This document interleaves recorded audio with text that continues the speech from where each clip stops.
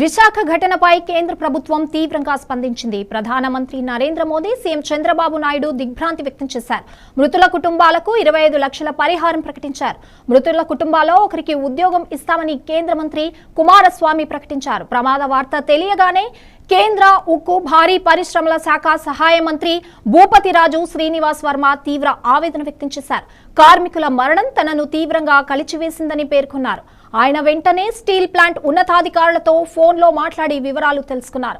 గాయపడిన వారికి సాధ్యమైనంత ఉత్తమ వైద్యం అందించాలని అధికారులను ఆదేశించారు.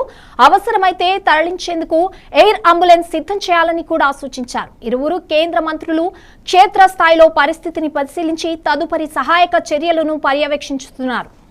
ఏదైతే విశాఖపట్నం స్టీల్ ప్లాంట్లో ఈ సాయంత్రం జరిగినటువంటి సంఘటన ఉన్నదో అత్యంత దురదృష్టకరమైనటువంటి సంఘటన అనేటువంటి విషయాన్ని చెప్తూ ఉన్నాం. ఏదైతే ఉక్కు తయారీ ప్రాసెస్లో భాగంగా ఏదైతే వేడి చేసినటువంటి ద్రవం, ఏదైతే లిక్విడ్ రూపంలో ఉన్నటువంటి ద్రవం ఏదైతే ఉన్నదో దాన్ని ఒక ల్యాడిల్ ద్వారా, అంటే ఒక పెద్ద బకెట్ ద్వారా ఏదైతే మిషన్ దగ్గరికి తరలించుతున్నటువంటి సందర్భంలో జరిగినటువంటి దుర్ఘటన, ఏదైతే అది బ్లాస్ట్ అయిందనేటువంటిది అక్కడ ఉన్నటువంటి అధికారులు కొంతమంది చెప్తా ఉన్నారు. లేకపోతే ప్రమాదానికి మరేమైనా కారణాలు ఉన్నాయనేటువంటి విషయాన్ని కూడా రేపు ఎల్లుండిలో మేము తెలుసుకుంటాం అనేటువంటి విషయం. అయితే దురదృష్టం ఏంటంటే ఏదైతే ఈ ల్యాడిల్ వేడి ద్రవం ఉన్నదో దానిని మిషన్ దగ్గరికి తరలించేటువంటి క్రమంలో మిషన్ నెంబర్ 2 అక్కడికి తరలించేటువంటి ప్రయత్నంలో అది బ్లాస్ట్ అవడం వల్ల ఆ మిషన్ దగ్గర ఉన్నటువంటి 8 కార్మికులు చనిపోయారు.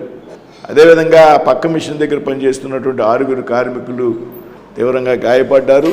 అందులో 3 విశాఖపట్నంలో ఉన్నటువంటి కిమ్స్ హాస్పిటల్కి, మరొక 3 సెవెన్ హిల్ హాస్పిటల్కి కూడా తరలించడం జరిగింది. కిమ్స్ హాస్పిటల్లో ఉన్నటువంటి 3 కూడా వారికి ఏ రకమైనటువంటి ప్రాణహాని లేదనేటువంటి సమాచారం తెలిసింది. అదేవిధంగా సెవెన్ హిల్స్ హాస్పిటల్లో ఉన్నటువంటి క్షతగాతులు కూడా ఒకరి పరిస్థితి సేఫ్గా ఉన్నారు, ఇద్దరు పరిస్థితి విషమంగా ఉన్నది అనేటువంటి సమాచారం.